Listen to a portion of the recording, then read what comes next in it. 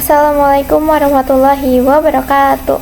Halo semuanya, perkenalkan saya Dea Yasa Putri Budiman dengan NPM 240820101018.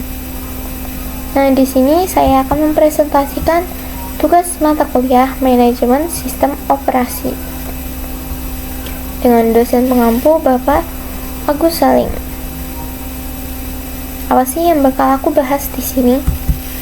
Yang bakal aku bahas adalah algoritma bangkir. Apa sih algoritma bangkir itu? Algoritma bangkir adalah algoritma penghindaran deadlock dalam sistem operasi yang bekerja dengan mengecek apakah alokasi sumber daya yang diminta suatu proses dapat dilakukan tanpa membuat sistem masuk dalam keadaan tidak aman atau unsafe state. Jika memungkinkan, semua proses untuk menyelesaikan tugasnya. Setelah permintaan dipenuhi, maka sumber daya diberikan, dan jika tidak, permintaan akan ditunda. Tujuan algoritma bangkir apa sih? Tentunya untuk menghindari deadlock, dengan memastikan bahwa setiap alokasi sumber daya hanya dilakukan jika sistem tetap berada dalam keadaan safe state atau keadaan aman, yaitu kondisi di mana semua proses dapat menyelesaikan eksekusinya tanpa kebuntuan. Konsep utamanya yang pertama ada safe state, itu kondisi di mana semua proses bisa mendapatkan sumber daya maksimum yang dimintanya, kemudian selesai tanpa menyebabkan deadlock. Yang kedua, request dan allocation. Sistem mengecek apakah permintaan proses dapat dipenuhi tanpa keluar dari safe state-nya. Yang ketiga, data struktur yang digunakan. Yang pertama ada available, jumlah sumber daya yang tersedia. Yang kedua ada max, itu maksimum sumber daya yang bisa diminta setiap proses. Nah, ketiga ada allocation, jumlah sumber daya yang telah diberikan ke setiap proses. Yang terakhir ada need, sumber daya yang masih dibutuhkan proses. Untuk mencari need, max dikurang allocation. Selanjutnya ada langkah kerja. Yang pertama, proses mengirim permintaan sumber daya. Yang kedua, sistem ngecek apakah permintaan atau request ini kurang dari need dan kurang dari available. Jadi nggak boleh lebih dari need ataupun available.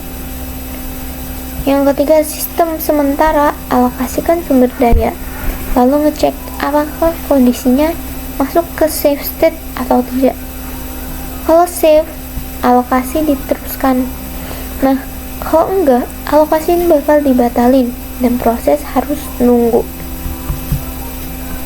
Nah, ini ada rumus-rumusnya nih. Ada rumus menghitung need, max dikurang allocation. Untuk ngecek request harus kurang dari need dan request harus kurang dari available. Simulasi alokasi. Nah, ini buat ngecek safe state-nya.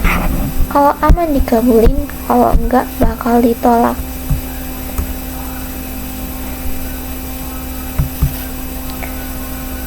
Ini aku ada contoh studi kasus.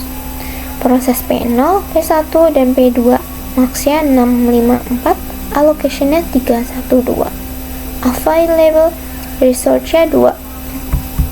Soal pertama, tentukan need dan request. Request-nya P1 mengajukan request tambahan 2 unit. Kita tentuin need-nya dulu. Need-nya tadi max dikurang allocation. Nah, berarti tinggal proses P0 need-nya dapat 3. Kenapa? Karena 6 kurang 3. P1 dapat 4 karena 5 kurang 1. P2 dapat 2 karena 4 kurang 2.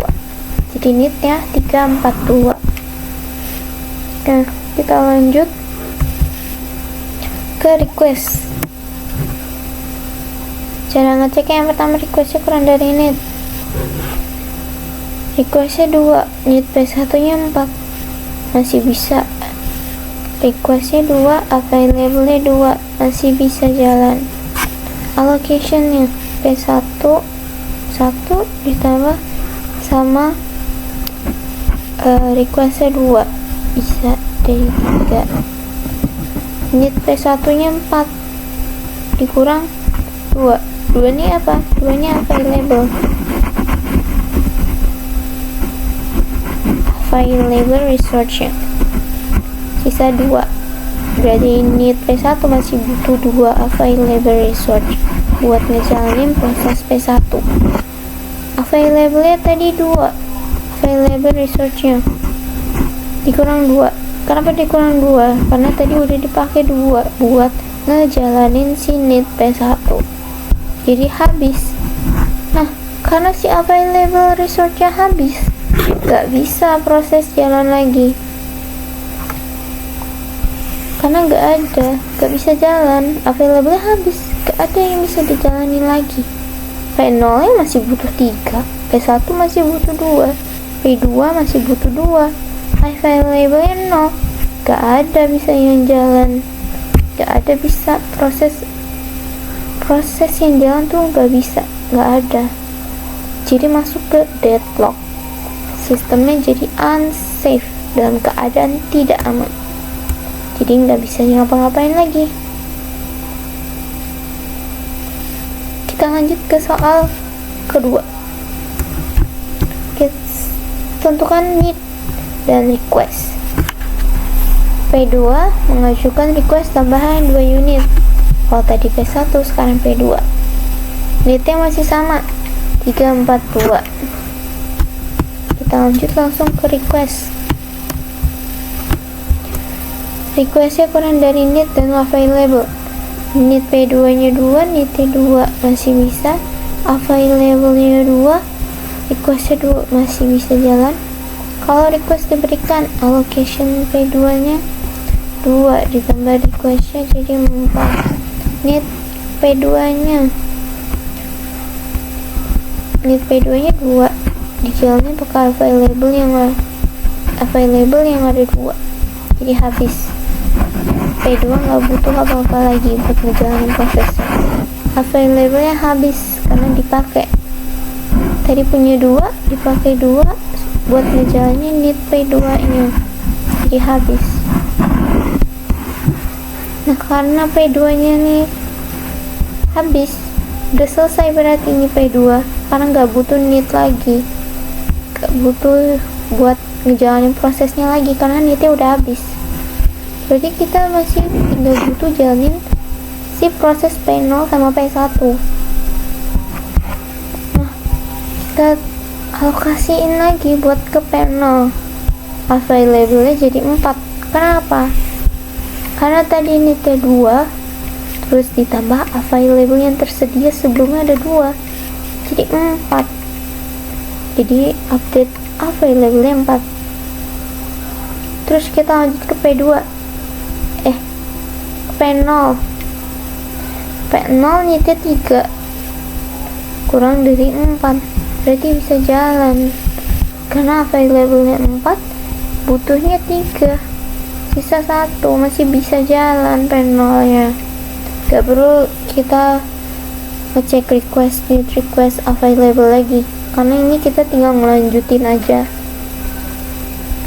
Nah, karena P0 habis selesai, available diupdate lagi jadi 7. 4 tambah 3, 3 nya dari need P0. P1 need butuhnya 4, available 7, jadi masih sisa 3, berarti P1 bisa jalan. Akhirnya semua proses bisa selesai, semua prosesnya selesai, gak ada deadlock, gak ada keadaan unsafe state karena selesai. Ya udah, berarti aman.